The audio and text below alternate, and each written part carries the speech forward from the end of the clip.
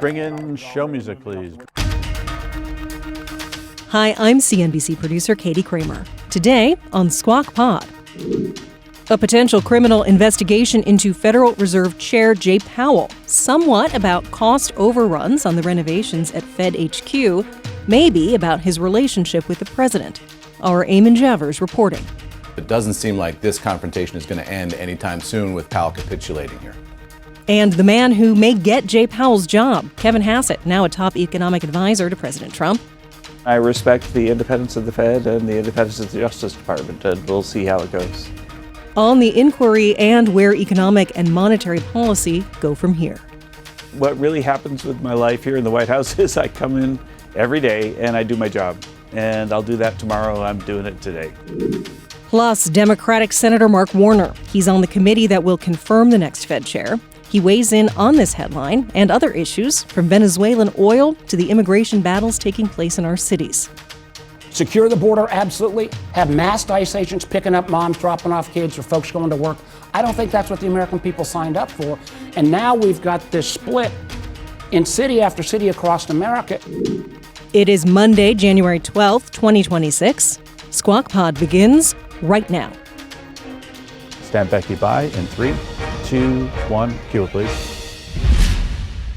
Good morning, everybody. Welcome to Squawk Box right here on CNBC. We are live from the NASDAQ market site in Times Square. I'm Becky Quick, along with Joe Kernen and Andrew Ross Sorkin. It is the story of the morning, the day, and we'll see whether it's the story of the week. The Trump administration now threatening to indict Fed Chair Jay Powell over comments to Congress about the Fed's renovation project. Eamon Javers is in Washington this morning with the latest. Good morning to you, Eamon.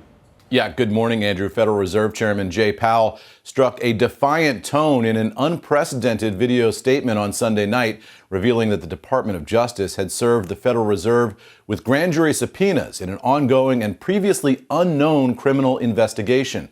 Powell said the subpoenas were served Friday and relate to his testimony about the Federal Reserve's building construction project before the Senate Banking Committee last June. Now, President Trump has been deeply critical of Powell over the past year and has intently scrutinized cost overruns at the Fed's construction project. But Powell said the investigation is just a pretext. The threat of criminal charges is a consequence of the Federal Reserve setting interest rates based on our best assessment of what will serve the public, rather than following the preferences of the president. This is about whether the Fed will be able to continue to set interest rates based on evidence and economic conditions, or whether instead monetary policy will be directed by political pressure or intimidation. A Department of Justice spokesman told CNBC on Sunday that the Attorney General has instructed her U.S. attorneys to prioritize investigating any abuse of taxpayer dollars. Now, a source familiar with the investigation confirmed to CNBC last night that it is being run out of the U.S. Attorney's Office for the District of Columbia, which is run by U.S. Attorney Jeanine Pirro, a longtime political ally of President Trump. White House Press Secretary Caroline Leavitt declined to comment last night. Powell's term as chairman ends in May, and President Trump has been interviewing candidates to take his place. It's not clear exactly what the Department of Justice may be investigating here, but President Trump's close political ally, FHFA Director Bill Pulte, as early as last summer, accused Powell of lying to Congress with his characterizations of the construction effort. Guys, a lot of questions here, not as many answers this morning. Back over to you. Eamon, just on the merits of it, and we can get into everything else about it, because obviously the markets are reacting to it, and I think you're seeing a lot of reaction even from some Republicans, though not many. If you actually go back and look at his testimony, is there anything in it that is suggestive that he was not truthful? And is there anybody in Congress that is, beyond Bill Pulte, who's not in Congress but is obviously a part of this administration, is there anybody in Congress who's ever mentioned this before, ever? Yeah, look, so a couple of things. I think it's going to turn on the question of, how did Powell describe the luxury items, quote unquote, that are involved in this construction project. We'll see exactly what the DOJ is investigating here, but it'll, I think, be around his language about whether there are special sets of elevators, whether there's a special lunchroom, all that kind of thing, and what type of marble is being used, and whether those things are materially false. The challenge for the DOJ is that they're going to have to prove that it was a material discrepancy, first of all, and then it was done sort of with knowledge of foresight. And I think those things will be relatively high bars for them.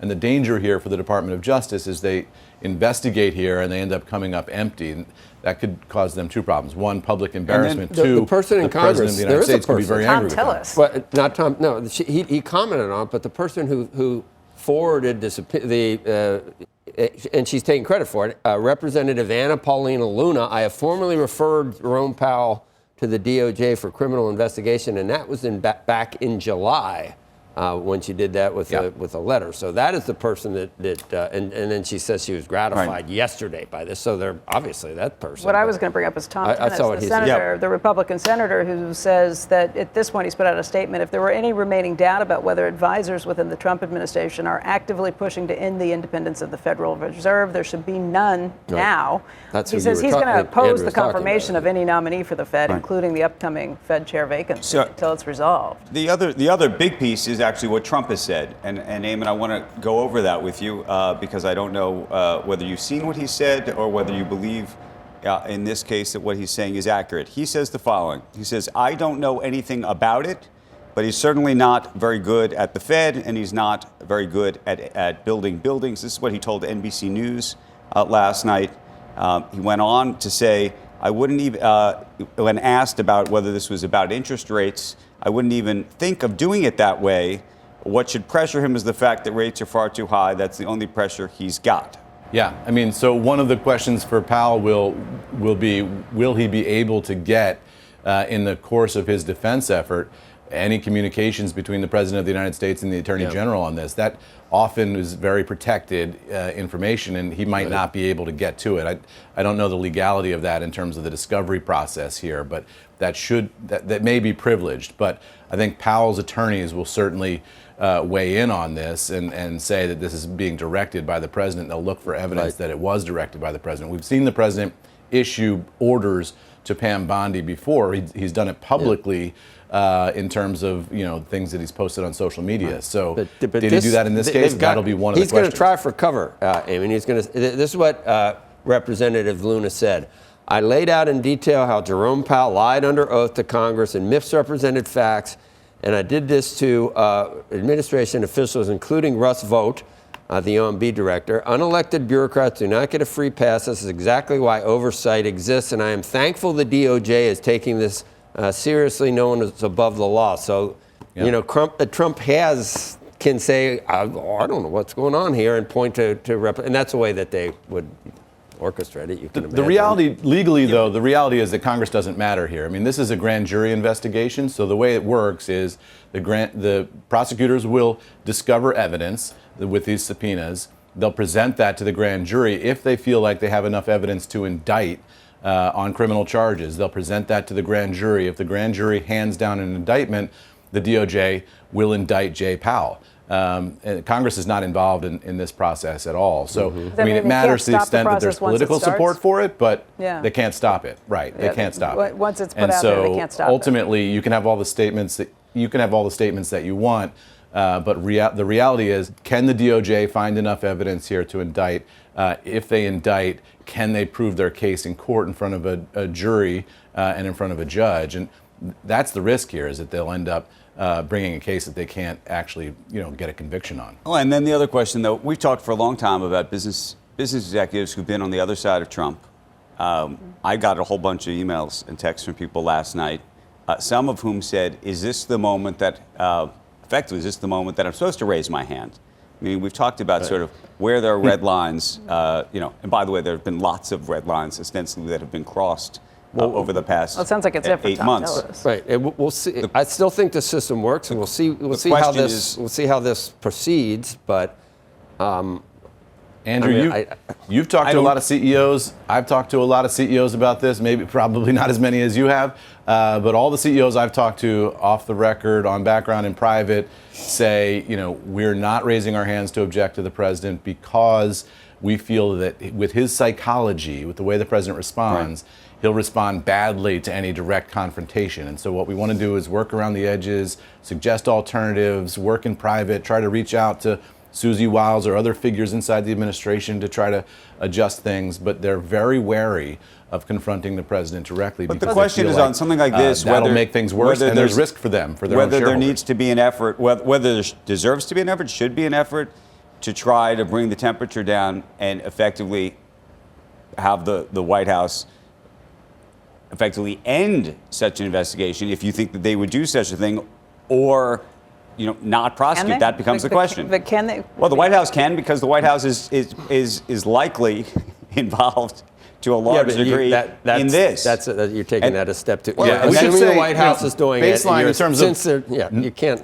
I mean, to get to that point, you have to assume the White House did it in the first place. If they put it on, they could take it off. But they're going to argue that they didn't put it on and that no one's above the law. Well, you have to assume that Pirro is somehow completely independent of the president. Then that's what you have to assume.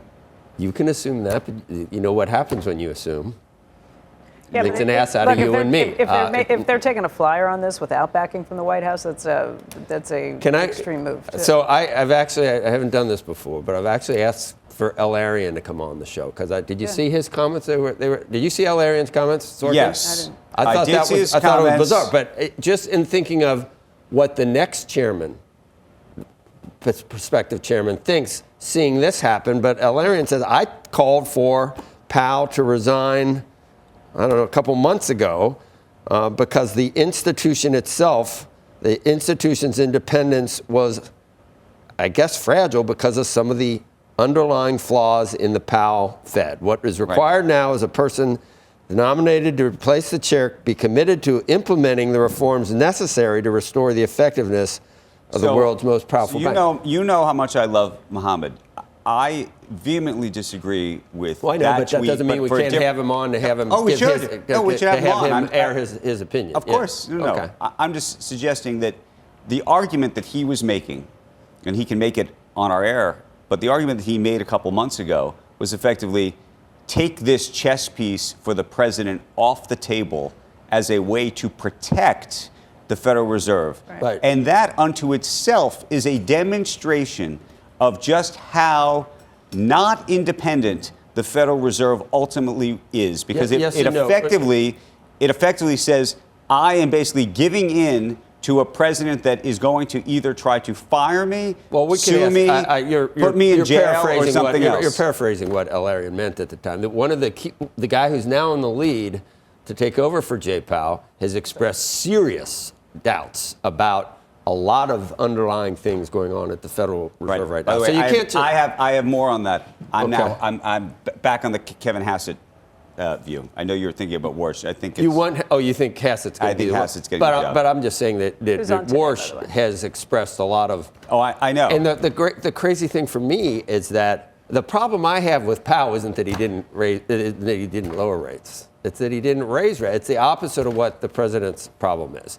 And as much as we were complimenting Powell last week on the state of the economy right now, the GDP, inflation might be okay, labor might be okay, it looks like he's hit a sweet spot with monetary policy. Yeah. But it still doesn't get around the original sin of the inflation that we had and allowing that to get out of hand. Because a lot of the affordability issues that we have right now, the reason people don't feel good about the economy is because of not raising rates quickly enough. That also suggests, though, that the Federal Reserve would have had the power to take control of issues during COVID that were largely supply chain related. That's a different narrative. Most people think that the amount of stimulus that we got. Agreed. The amount of stimulus combined with the supply chain problems, which he also did not control. The Fed has a lever that is not perfectly suited to deal with either of those. That's back to arguing what caused the inflation, whether it was I think there's a bigger issue here this morning, which is not necessarily about supply chains or whether he's done a good or bad job. I know where you're going, and I agree. It's effectively about lawfare. I agree. That's the conversation. In a country where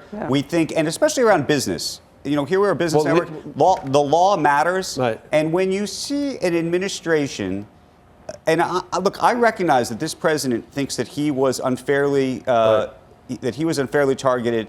And that lawfare was used against him. But there's a level at which you cannot just continue this kind of lawfare against everybody. And we've seen it against, and you may disagree with it, but there was the law firms, there are universities, there are media companies, there's now the Fed chair, there's Lisa Cook, there's Jim Comey. I mean, go through the list, and at some point you have to say, you know, and I'm surprised. I know we saw one Republican sort of step out last night and say that he has a problem with this, but you have to at least raise the question about what's happening. I think you're reaching that point, and for Jay Powell to come out and say this, I mean, he's a measured guy. He has taken a lot of flack. He has taken a lot of incoming. For him to say that he's reached the point where he's going to come out and say something about this, I think that is an issue. Because Elon Musk retweeted something, said, does seem low. It was a tweet from someone, number of arrests under Republicans. For the Russian collusion hoax, 0.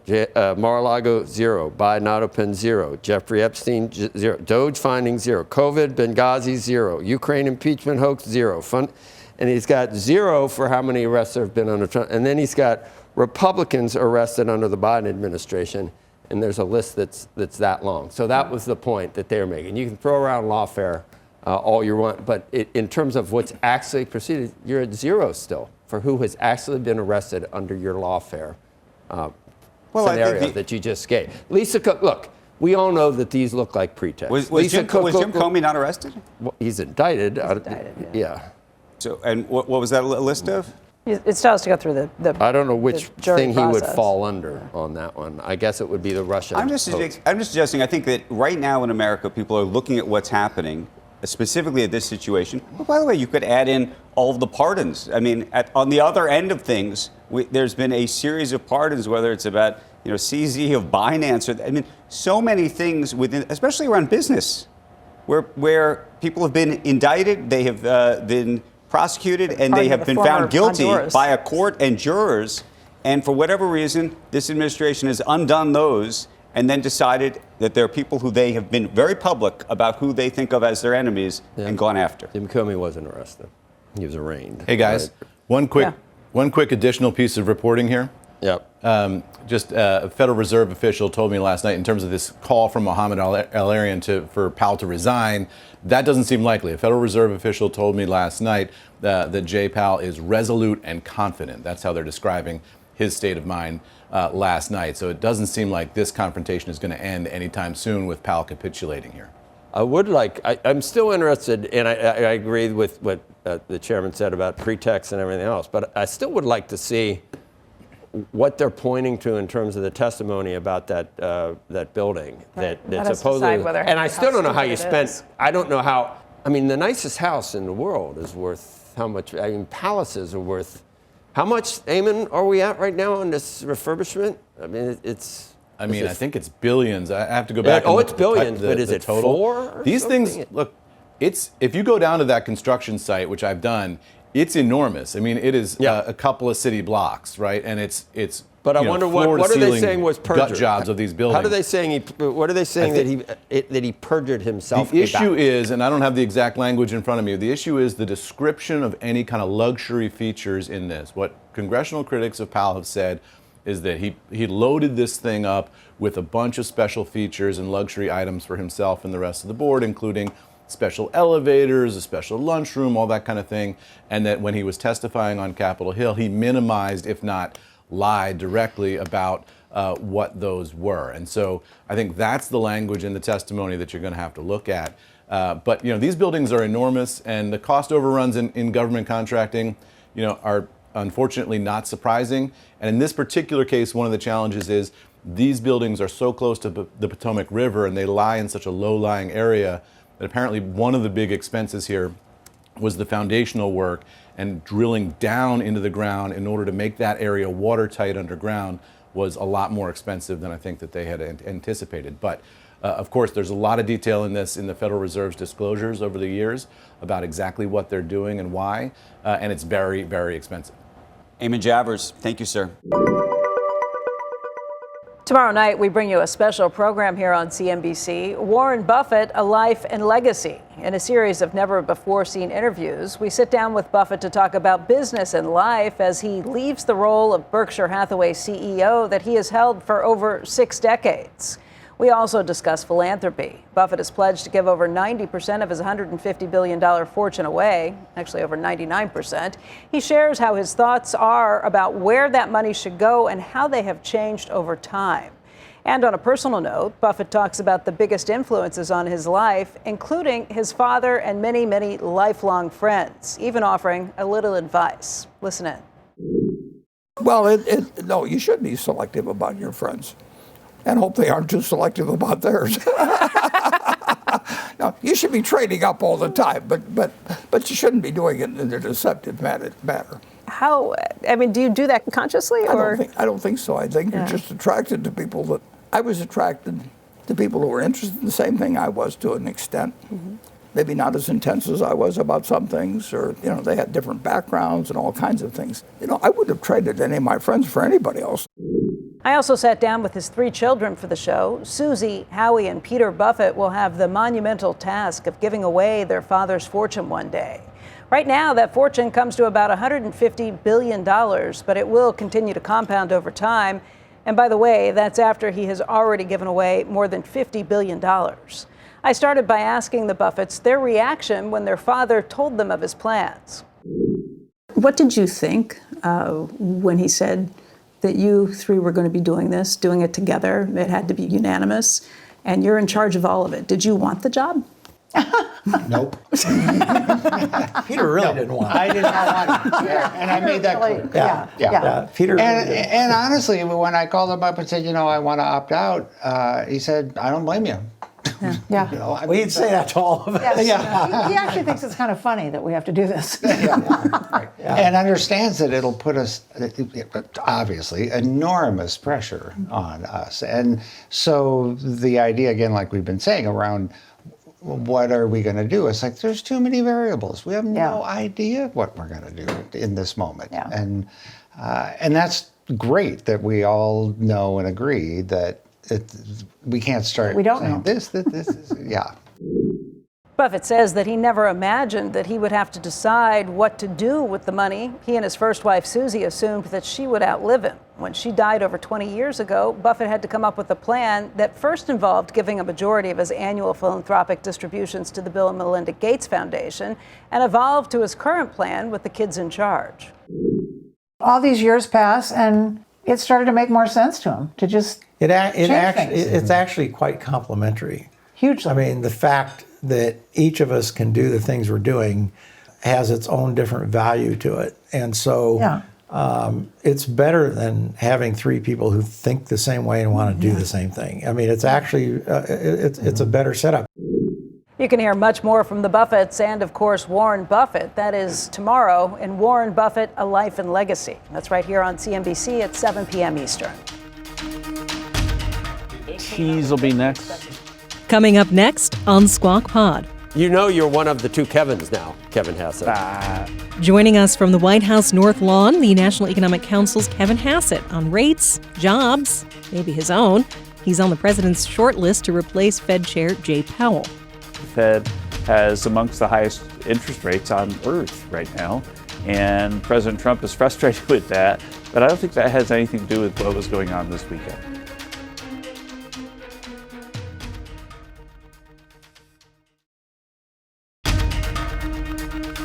Welcome back. You're listening to Squawk Pod from CNBC. Here's Joe Kernen. Stand by, Joe, in 5 seconds. 4, 3, 2, 1. His mic, cue. Welcome back to Squawk Box. Joining us now, National Economic Council Director Kevin Hassett. Thanks for being with us this morning. Yeah, hey, Joe. Mr. Director. If I call you Kevin, you could be, there's more than one Kevin. There's a Warsh, there's a hat. You're one of the 2 Kevins now, Kevin Hassett. I don't know. There's plenty of Kevins. We want to talk about the employment report, all kinds of stuff, but it was preempted, I think, our discussion by, as you can imagine, some of the developments that happened yesterday.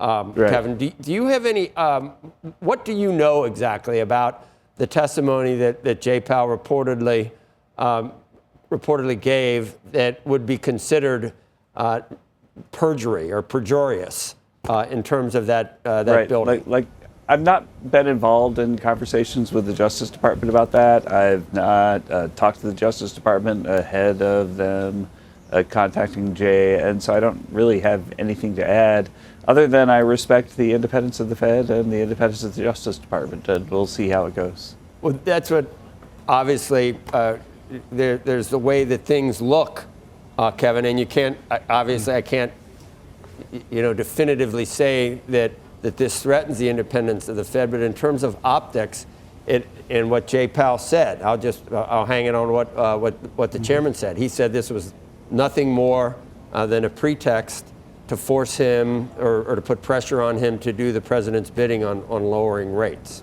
Well, in the fullness of time, we'll find out whether it looks like a pretext. But right now, we've got a building that's got like dramatic cost overruns, and plans for the buildings that look inconsistent with the testimony. But I'm not a Justice Department person.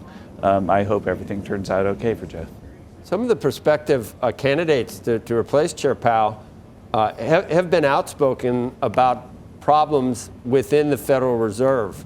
Now, there are some people that say, look, they should have probably raised rates more quickly and taken away some of the punch bowl to keep inflation under control. But others say since then, and you would argue, I think, Kevin, that the economy is in good shape from a lot of different viewpoints. I don't know whether the Fed gets any credit, but at worst, at least, they didn't stop some of these positive things from happening.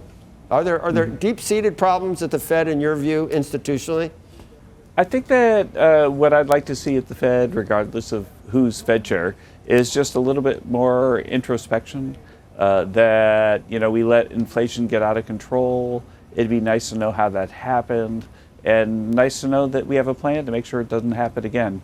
And that kind of stuff, I think, would be great for the world economy.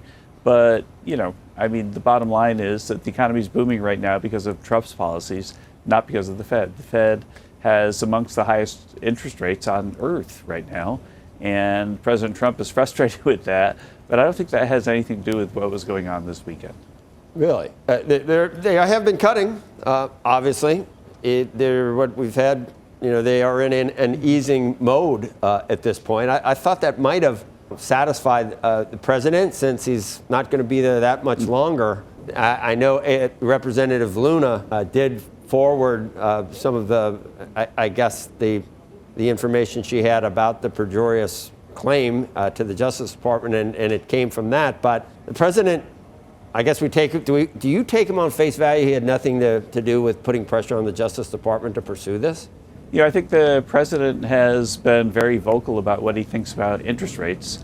I don't think that there's any mystery about that. That he's frustrated that there were big cuts right before the election. He's frustrated that when he came in 2017 that there were big hikes before he's inaugurated. And so he has lots of frustration with what he views as the partisanship of the Fed. But this right here is a legal matter. And again, I've not been briefed on what the Justice Department is thinking. And I expect the president has not as well. Kevin, what do you think just about the perception around the rule of law? And the conversation we were having at the table earlier is just that there are lots of Americans who look at these kinds of things, this instance in particular, but you can go back and look at what happened to some of the law firms and some of the media companies and others that were specifically publicly targeted by the president in the context of saying these are our enemies, these are folks that we don't like, and then efforts to prosecute them, and whether that undermines the rule of law and undermines the legitimacy that Americans feel about the law. There sure is a possibility of that. I think we can all remember that it was 80-something times that, each one really, I think, ill-advisedly, where President Trump was indicted. But the bottom line is that we have law enforcement officials whose job it is to make sure that things are okay, that we don't have fraud like we see in Minnesota. And so, I think that if, I'm you're sitting here in the White House and somebody says, hey, Justice Department wants to look at all your emails or look at what you've been doing on this or that, then I would welcome the opportunity to show them that I'm fine. And I also think that, That's what I would expect of every government employee. That you want government employees to sort of say, "Hey, yeah, here's my proof that there's you've been nothing like the Minnesota thing going on." And anyway, so it's part of government to have people look at you, inspectors general, and check that what you're doing is completely on the up and up. And I think that it's part of government here and at the Fed as well. Kevin, can you just weigh in on the state of the labor market in the U.S. right now? Mm-hmm. There's so many different cross currents in terms, the immigration policies, the participation rate. We had, 50,000 wasn't as high as expectations, but the rate fell from 4.6 to 4.4%. Do you consider 4.4% pretty close to full employment at this point? Right. Well, it's changing for two reasons. It's changing because we've got government employees that have been laid off because President Trump is reducing government spending. That's about 250,000 workers this year. That's a lot. And we also have people who are being deported and re-domiciled because they were here illegally and working. And I think if you add those two things, then a good, healthy labor report is probably closer to 70,000 than 140, 150,000, which is what it was back in the day. And so bottom line right now, I'm looking at the output numbers, and we got GDP now north of 5% in the fourth quarter after 4% the previous quarter. So I think you got to say that Trump policies are really working. They're really working, and they're working because they're onshoring production, they're causing factories to build, and in the fullest of time, I expect that to cause a job blowout in the second half of next year, especially. We were, putting the prediction markets all over our screens last week with Warsh in the lead, Warsh in the lead over the Kevin. He's a good man. He's a good man. I know you said I'm really happy with the job I have here, and we'll see what the president thinks about where I should be. I actually did see some people saying that you would be sorely missed at the National Economic Council, where you are now as a director. You got that nice office, which I saw when I was down there visiting the president. And you are a good spokesperson. You couldn't be the same type of spokesperson, not spokesperson, but you obviously are an advocate for the president's policies, and you can't do that necessarily. I mean, even coming on today after the developments of yesterday, you'll go anywhere, anytime to defend what the administration without talking doing. Points, by the way.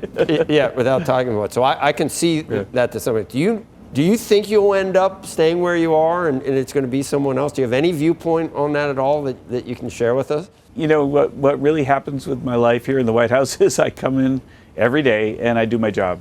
And I'll do that tomorrow. I'm doing it today. And if my job changes, then I'll start doing some other job. But no, I don't have time to speculate about what might happen in the future because we have so much to do today. All right, we appreciate it. National Economic Director Kevin Hassett. Thanks for not canceling. Anyway, good to see you. Thanks for being on today. Thanks. Next up on Squawk Pod, Virginia Senator Mark Warner weighs in on the federal investigation into Fed Chair Powell. Going after the independence of the Fed is not good for the American economy. Yeah. It's not going to bring prices down. And does anybody believe that this is anything other than political retribution? Plus, President Trump's proposed cap on credit card rates and the escalating debate around immigration enforcement across the country. A lot going on. We'll be right back.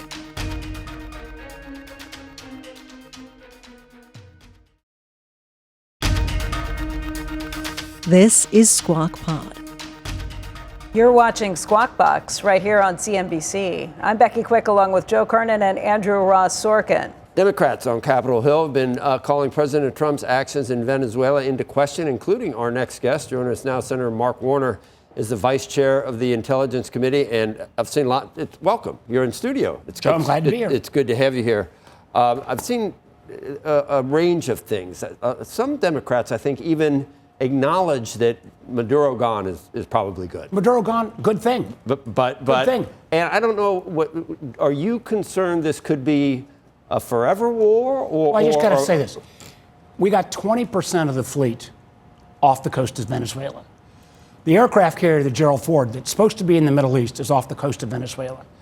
You know and I know American oil going in, it's going to take a couple years to rebuild Venezuela's oil infrastructure. Is that fleet going to stay there for 2 years? What are the costs there? Remember, the president's promised it's not going to cost us a dime. Venezuelan oil is going to pay for it all.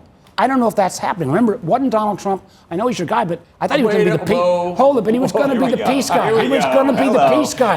Hold it, but Joe, we know that he's not Andrew's guy. Let me just say I didn't say that. My guy. Well, let me just say this. I'm America's guy. This guy was not going America's to guy. intervene. We've had American intervention in Syria, Iraq, Iran, Yemen, Nigeria, Venezuela, maybe Greenland, where he would blow up NATO. Did you see the Brits and the Germans are putting troops in Greenland because they want to try to send a message, don't attack Denmark, another NATO ally? How is this leading to price stability, bringing down cost, and now we got the frontal attack on the independence of the Fed? Come on. Okay. You probably, when Fordo and when all that was happening. I said the bombing was a success. What it was not was complete obliteration of the program. Okay, no, I understand that. But Joe, the facts matter. The facts matter. But it is Iran has possible. got a 4 to 9 month ability to rebuild their nuclear capability. But what's happening in Iran now, a lot of these things, whether he's lucky or whether it's some of the things that he's done, it could be a much better place globally from when all of these things happen. Senator. Iranian regime, awful. Right. Support for the Iranian people, absolutely. Could we put more cyber activities? Could we try to restore the internet? Last time America militarily intervened in Iran to change a government was 1953. Right. CIA overthrew a government there.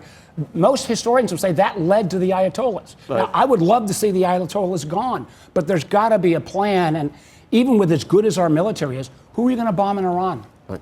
But there are good things happening in a lot of different places. Maybe he's lucky. Maybe it's in spite of things that the president does. But the world, and a lot of the wars that have been settled, I mean, Democrats have to, obviously, and I don't know whether he's my guy. I'll tell you that Tim Walz was never going to be my guy. And thank God he's not a heartbeat away from the presidency at this point.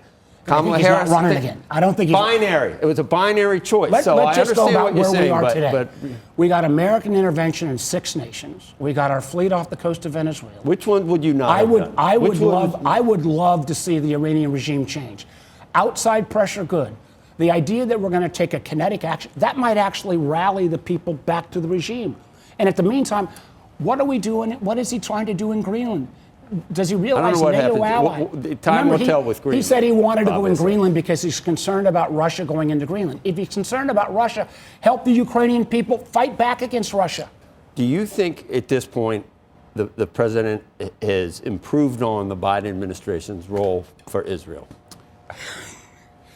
I think, is Israel in a stronger position today? Absolutely. What the Israelis is that a did, good thing? I think it's absolutely a good thing. And I supported the actions against Hezbollah, against Hamas.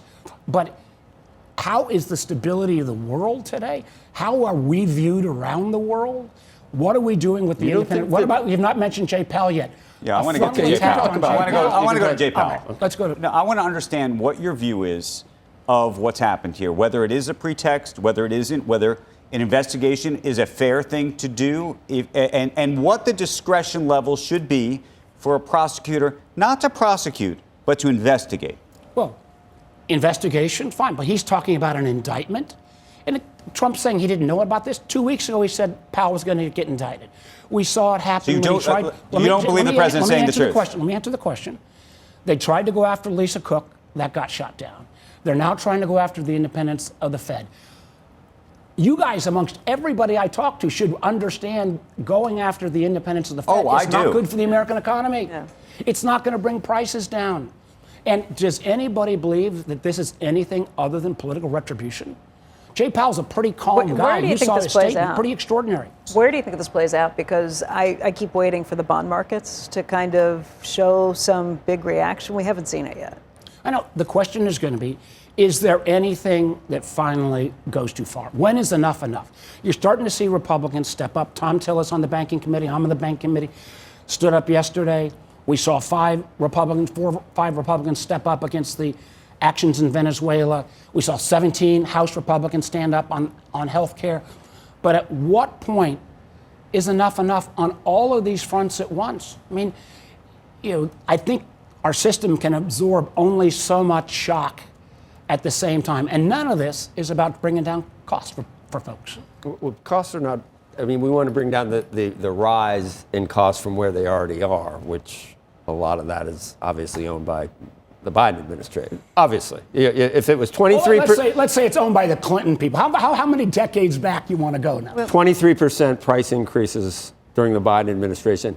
So bad, that real wages fell. Real average weekly wages fell for 4 years under the Biden administration. That's why people feel like they can't get by right now. Now, inflation's still too high. If you're selling prices are fine, American people I'm not selling that. I'm saying that they're never going to come down. If that is your, they're rising more. They're rising more slowly. If you think affordability, blaming it on Trump is going to work, it might because he's the guy in the office. But people know when prices went up 22%. I also know prices on healthcare. We've seen healthcare costs go up.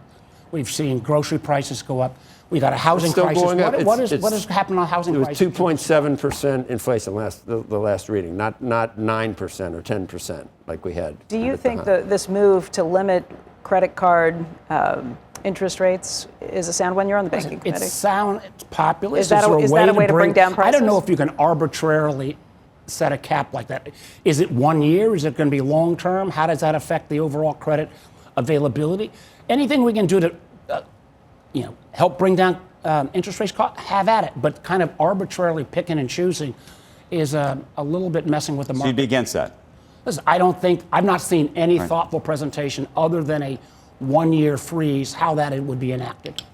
I mean, caps are bad, right? I mean, even as a Democrat. The president's been talking about capping buybacks, dividends. Where are you on that? I don't think putting arbitrary market restrictions in place without a fulsome plan makes any sense. What is that? What without a full? So you think there's some cases where you would tell companies not to raise dividends and not to buy back stock? I'd say, Joe, I actually remember in the old days, like 5 years ago, 2 years ago, when the idea that the American government was going to start taking equity shares in a company like Intel, and that anybody that is going to get a grant from the state, from the feds, has to put up an equity share, I would have called that socialism. What do you? No, you're switching gears again. I'm saying that it is. Both sides are hybrid now. Taking equity shares in American companies. With Intel, it was a grant, and people said if you're going to have a grant, we might as well own something and be part of it. Do you think we'll ever get TSMC? It's the less bad of the two situations. Do you think we'll ever get TSMC to bring the world's best technology on chip making to America if we've got a big equity share in their biggest competitor? We obviously want to. I mean, that's what the CHIPS Act was about, was trying to bring. CHIPS Act was my bill. Right. Okay. John Cornyn, my bill. So we do want to do it. We do want to do it. And I do think, putting some kind of tail on the back end, but if the companies have made a ton of dough, but the idea of a direct equity share, come on. I got a different question. There has been a Rorschach test pretty much over the weekend about what took place in Minneapolis and with this ICE agent. Some people watched a shooting and said this was murder. Other people said this was self-defense. But even a larger conversation, here we are having a conversation about lawfare in the context of Jay Powell. I think a lot of people are looking at a question about lawfare in the context of something much broader vis-a-vis ICE and everything else. And what you think this actually means. Listen, I'm old-fashioned. When an American citizen's killed by a law enforcement officer, I think there ought to be a full federal and state investigation. Do you think there should be a state investigation, I think the state has got a role to play here. I think there was an investigation. And I think we ought to not jump to conclusions until the investigation is over. I will tell you this. What did you see? I will tell you this. I saw a horrifying video, but I'm not going to jump to a conclusion until we have an investigation. I'll tell you this. In Virginia, they've got a quota on how many people they've got to pick up each week. 75% of the people who've been picked up in Virginia by ICE, and I've been to the ICE facilities to see the conditions, have violated no laws at all. That is not what the president said. We're going to get the criminals off the street. I can't speak to everything in Minneapolis. I can speak to what's happening in Virginia. 75% of the people, no criminal record. Secure the border, absolutely. Have masked ICE agents picking up moms, dropping off kids, or folks going to work. I don't think that's what the American people signed up for. And now we've got this split in city after city across America. That is not good for Senator, the sake of law enforcement. That is not good for the sake of actually having a rational immigration You would policy. agree that going city to city to try to disrupt authorities from lawfully executing whatever their job is, disrupt, stop, obstruct what they're trying to do, that's against the law. That's not something that Democrats or anyone should be ginning up and telling people to do. Now, I know Trump has deported or sent back 350, 400,000 people. Barack Obama, your guy, as you called Trump, my guy, it was 5 million. It was 5 million over 8 years. Now we're at 350,000. What changed with Democrats on it? I know Biden let in 12 million. Is it about votes? Why did these people, why isn't it a crime to be here? Not that they haven't committed a crime.